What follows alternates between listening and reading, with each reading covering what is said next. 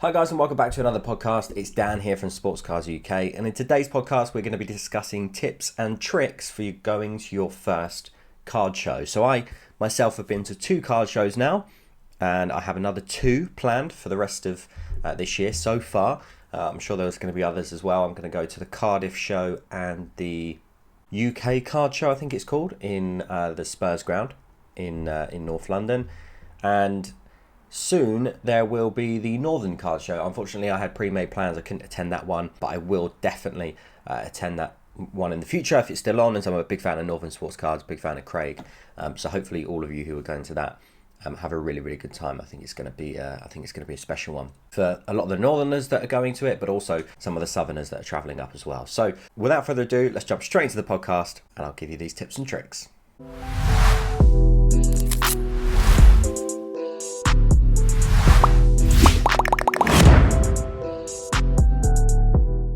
Okay, so I've wrote down a few tips and tricks. The first one is, well, it's going to be obvious, is find a show that you want to go to. The way that you're going to do that, the way that you're going to find out about shows, there isn't a specific website which details all of the different shows of this year, so you are going to have to follow people on Instagram. You can follow at the London Card Show, you can follow at Northern Sports Cards, you can follow UK Box Breaks. Those 3 guys running shows this year. You can also follow at the Cardiff show. I think it's at Cardiff Sports Card Show. Let me just double check that. I don't want to get it wrong. Sports Cards Cardiff. He's the guy that runs the Cardiff show. And the Instagram, I'm sure it's on here somewhere. Anyway, yeah, if you follow him, there you go. If you follow him, the link to the tickets are in the in his bio. So that will be Saturday 17th of September at the Fuel Rock Club in Cardiff. So I'm going to be vendoring at that one and the one in Tottenham as well. So both of those will be interesting. So yeah, the first one is to find a card show that you want to go to. That's an obvious tip. You might want to search for the nearest one near you. If you're a London guy, then the London Card Show is going to be an obvious one. I think there's another one coming up, which I can't go to because I've got an engagement party, or my engagement party. But I think it's in April and it's in Sandown Racecourse. So yeah, whichever one's local to you, but then one that you're happy to travel up to. So one you might have to make travel plans. So for example, the Cardiff Show, I've had to make travel plans, taking the missus with me. And we've got a nice little hotel booked for the night. And yeah, we're going to stay there, obviously, because it's about, I think it's a 4-hour drive, Cardiff. So I think Bolton was like, when I looked at it, was maybe 5 hours drive as well. So there you go. So that's the first one. Second one would be plan what you're looking to buy. Whether you're looking to, I'm talking specifically here not as a vendor, but I'm talking specifically here as a buyer at a card show. You want to kind of have an idea of what you're going there to see and what you're going there for. If you're going there just to soak up the sights and meet some people, fantastic. You don't really have to go there with a plan for that. But if you are going to look to buy cards and you have brought some cash with you, I would definitely recommend having an idea of what you want to buy. So pick a sport, pick a certain player that you'll look for, pick a certain set. I know when I went for my first card show, it was very, very overwhelming for me. There were so many people, there were so many vendors, so many different types of cards. I had no idea what I wanted to buy. In my head, I did have an idea, right, okay, let's have a look at some Fulham Prism parallels so that I can start building my sets. And that having that plan and deciding that was what I was going to look for eased the anxiety a little bit. The overwhelming sort of feeling came down, and I was like on the hunt to look for these specific things, and I kind of enjoyed the show a lot more as a buyer. So that for me was something that was really important, is to have an idea of what you're going there to purchase. Even if it's a couple of ideas, even if it's like, right, I'm looking for Kobe cards, but I also might look for Tom Brady, and I might also look for João Felix or someone like that.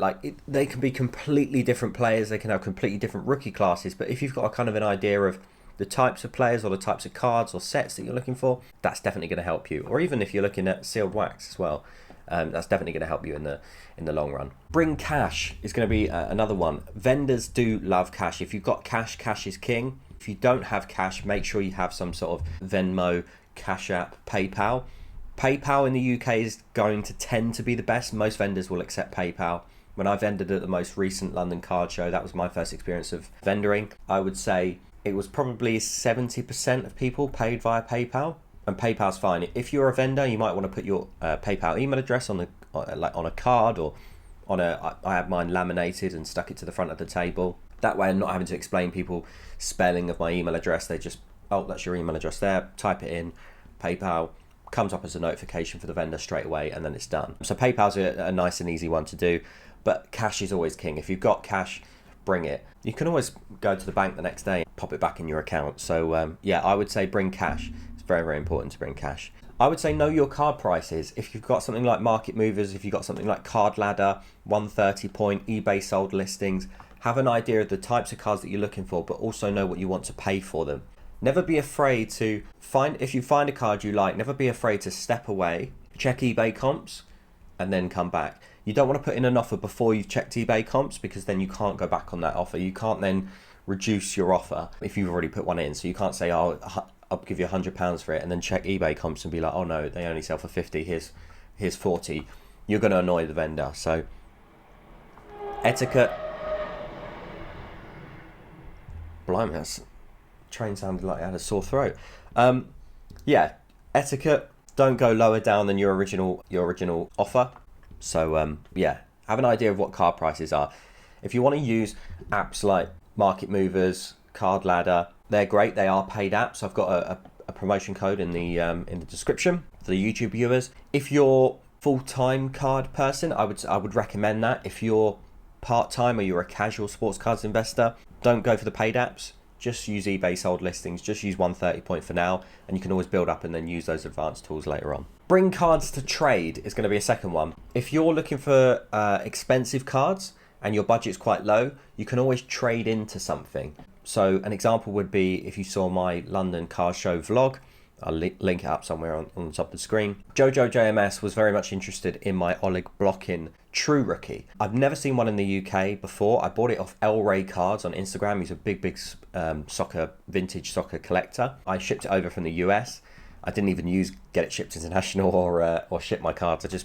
I paid the VAT and everything like that, and the holding fees, shipping charges, all that sort of thing. As it was a card that I really, really wanted. It was in this 100 soccer rookies, and I'm kind of going through this and trying to check off every rookie card in here. Obviously the Ronaldos and the Messis are going to be ridiculously hard, but maybe one day I'll get there. And it's not necessarily that I have to keep them in my collection, just that I have owned them at one point. I can always buy them back in the future at some point. I'm going to be in this hobby for the long run, so yeah, I can always buy them back if I particularly wanted them. But what Joe did is he had two cards, and he was interested in doing a complete swap for a Yuri Seller and a Bobby Charlton. I wasn't that interested in the Yuri Seller, and I knew that Oleg Blokhin card was rare, and I really wanted cash for it. So actually what he did to get into that card that he wanted is he gave me the Bobby Charlton and then cash on top.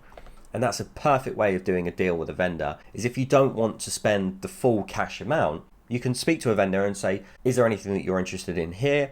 Potentially we could do a trade. What I wouldn't do, as a little bit of etiquette for you, is go over to a vendor and try and sell your cards to the vendor on the spot without expressing any interest in their cards. I would only start to show your cards if you've already asked them if they're buying. In my opinion, a lot of the UK card guys aren't buying, they're really there to sell. I think in the future, a lot of the UK guys will eventually be buying on the stands as well as selling, but as they have the vendor pass and they've paid to sit there and they paid to have a table, not necessarily all of the vendors are going to be wanting to be sold to. So I would express an interest in a card that they have, and then I would say, are you interested in maybe doing a trade deal? Are you interested in doing trade plus cash? And then you could maybe show your cards and say, is there anything here that you're interested in? And it might be that there isn't anything that they're interested in and they just want the cash, and then either you can work that out as a trade or as just a cash deal, or you can move on and maybe look for something else. So that's something that I would definitely recommend, is bring some cards to be able to trade with. And there are trade corners at the shows as well. So especially at the London Card Show, there's a little corner where you can go and trade all of your different cards away from all the vendors, and that was really, really busy at both London Card Shows that I attended. So yeah, if you are looking to trade cards with other attendees, not vendors, then it's definitely worth bringing some cards along to do that. Negotiate. Definitely negotiate. Now, me being a vendor, I probably shouldn't be telling you to negotiate, but I want to be completely as transparent as I can. As you know, I'm very transparent and honest on the channel. That's who I am. I think that's important. I would never ever take a price at full value. I would always try and negotiate. Now, some of the vendors will be firm on their prices, and that's absolutely fine. Don't take offense to that. If a vendor has fairly comped their cards against eBay sold listings, absolutely fine. You might get a deal as it is. The card might be good value. You can check eBay sold listing. They might have even comped it under eBay sold listings, so that if you wanted to make a quick flip on eBay and put it up for a little bit higher than the cards have sold, you might get a buy. You've made some money. But I would always try to negotiate, whether that's negotiating with trade deals, whether that's negotiating in terms of asking the vendor, would you be able to do it for this price? Can we meet in the middle here? I would always negotiate, because you get that little bit extra off the card that you're looking to purchase, and that gives you more room if you're looking to sell it on later on, gives you a bigger profit margin. Also, if you're interested in multiple cards, I would recommend buying in bulk, especially if you're going through the kind of the £1 bins, the 50p bins, the £5 boxes. Definitely buy in bulk, because if you do buy in bulk and there's a lot of cards that you want, only if you want these cards, I'm not saying buy in bulk and then not be interested in anything. If you buy in bulk, you can then negotiate, well, if I'm taking 4 of your cards, would you be able to throw in this? Or if I take 4 of your cards, would you be able to slice the top of the price off, let's say 20%, as I'm taking all of these cards off you at once. Buying in bulk does give you more room for negotiation. So if there are multiple cards that you're interested in, definitely use that as a negotiation tactic. Definitely, if you've got time, which I'm sure you will because you're there for the day, go through the bargain bins or the bargain boxes or whatever they're called. You will find steals in there. I did find a Conor Gallagher Revolutions rookie. I think I found one in a bin for about £1, 50p, something like that. Flip that. Well, it's being sold on eBay actually as we speak. But you can actually find some really good deals in there. If you're looking at raw cards, you're not necessarily looking at graded cards, especially if you're on a lower budget and you maybe can't afford these sort of Kobe Bryants, these Tom Brady's, Jason Tatum rookie cards, Treys, Lucas, that sort of thing. Definitely look at the £1 bins. You'll definitely find some bargains in there. Even at the London Card Show, there was a guy that had loads of sort of pre-modern football stickers. Now, me being a vendor, I didn't actually have enough time to go through all those. However, I would have loved to, and I probably would have spent about an hour on his stand going through those. Do just be a little bit patient if someone is going through those £1 bins. Don't try and get in their way or move them out of the way or say, are you finished? Be patient, let them finish, you'll get a turn, and you can go through those bins. Certain stands are very busy because they do have these sort of £1 bins that you can flick through. When I say bins, they're just like sort of the standard cardboard boxes, but I think it's an American term that they say $1 bins, $2 bins. So just have a look through those and be patient and spend time on it, because you will find a gem.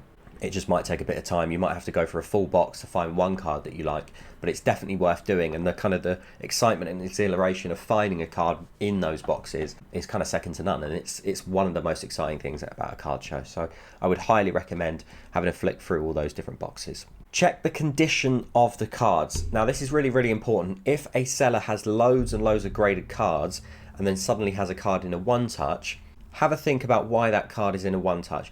Is it in a one touch because it's a 1 of 1 and they haven't necessarily wanted to grade it?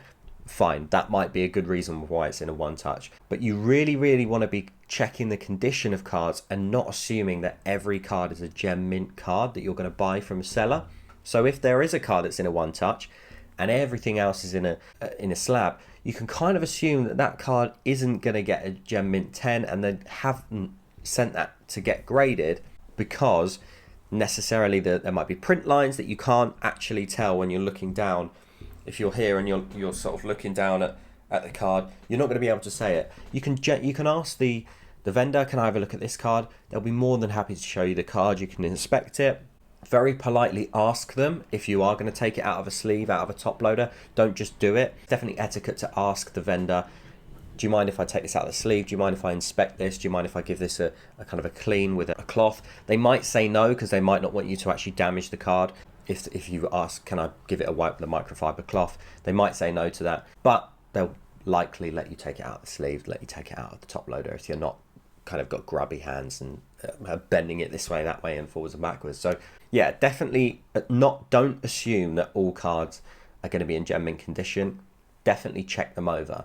It is really safe to buy graded cards and card shows, because you already know that they're in good condition. You already know the grade that you're buying. But if you're buying raw, definitely check the condition of the cards. Another one would be to purchase or have a look at buying wax at shows. Buying sealed card boxes is actually, the card shows is one of the best places to buy sealed card wax, or boxes, or whatever you want to call them. In the UK, it's very difficult to get sealed wax. However, some of the vendors at these UK card shows have deals with Panini or Topps, or have people that they know that are able to get multiple boxes. So you will actually find sealed wax cheaper at UK card shows than you will on eBay. So if you are interested in sealed wax, it might be worth buying a box here and there. I know at the London card show, I'm kind of plugging my own videos again, but I'm speaking out of experience here. I bought a couple of cello packs just to open up on the stand. So I bought a NBA Hoops Premium stock, and I bought a Chronicles 2020 to 2021 football or football soccer cello pack. So I opened up both of those on the stand. I got those from P Commando Cards. He's got loads and loads of cheap wax. I'm assuming he gets that over from America, potentially uses ship my cards, get it shipped international. And so buying off vendors directly, you're not paying for shipping prices, and they're giving you the best possible prices. So yeah, if you're interested in sealed wax, either to hold, it's always a great investment, dependent on the boxes. Not every box of sealed wax is a good investment, but certain boxes are. I definitely recommend that. Or if you're looking to rip something open, yeah, definitely get to a card show and you'll find some nice cheap boxes to rip open. Now, this is an important one that I actually completely forgot about. Bring card supplies with you, either as a buyer or as a vendor. Make sure that you bring card sleeves and make sure that you bring top loaders. You're never going to know where you might pick up a card, you might open up a bit of sealed wax, you might enter into a physical break at the show, and then you're like, oh, actually, I've got a card here, but I haven't got any top loaders or sleeves. So that was me. I opened up those 2 packs on the stand, realized I didn't have cards or card sleeves or top loaders. So definitely take those, definitely take one touches, and definitely take a microfiber cloth as well. If you're, for example, sending some cards off, Jim's sports cards, I've actually sent a couple of things off to him recently. I'll have a video on that soon, but he's there on the stand taking cards ready for submission to SGC and PSA. MGC will also be there. I believe they accept card submissions on the stand as well. So yeah, take a few card savers, take a few penny sleeves, and take a few top loaders as well. Maybe even a one touch if you wanted to. And then my final point is going to be get there early. You want to make sure that you get there early so that you get the best possible deals. You want to get there before everyone else. Don't get there in the afternoon when everything's gone. You want to make sure that you're early and you're pretty much at the front of the line. It's not a free-for-all. It's not one of these crazy sneaker releases or streetwear releases where people are rushing into malls. It's not like that. But you do want to make sure that you get there early so that you've got the chance to meet people. People might be busy if there's certain stands that you want to visit. If it's a big card show and you want to get around the whole card show and be able to talk to everyone, you're going to need time. If you want to look for all the £1, £2, 50p bins, you're going to need time. And you're also going to want to take a break in the day as well. Make sure that you bring lots of water with you. Make sure that you take some food with you, a packed lunch. Sometimes there are food carts or food stalls at the card shows. I know there certainly was at the London card show. They had a pizza van, which was a big hit. But yeah, take some water with you. Drink lots of water or buy water there. Maybe a cup of coffee or something like that. But you want to make sure that you stay hydrated. Being in a kind of a hall with lots of people, you are going to want to make sure that you're eating and drinking. It can be a lot. And you are spending a lot of time in there. If you spend 8 hours in a hall, or if you spend 6, even 4 hours in a hall, you don't want to be dehydrated. You'll get headaches, you'll get migraines. So yeah, make sure you're hydrated and make sure that you get there early. So there we go. That is my kind of tips and tricks for being an attendee at any card show. If you'd like to see some tips and tricks of being a vendor, I have already given you some in this video, but if you'd like to see a specific podcast on that, do let me know. I'll be more than happy to do that. And share some of my experiences. If you did enjoy this podcast, obviously please do drop a big like on the podcast on Spotify and iTunes. Please leave a nice review if you did enjoy it. And if you are watching on YouTube as well, please like the video, subscribe, make sure you hit that bell icon so that you don't miss a video. And I'll see you on the next Sports Cards UK podcast. Thanks very much.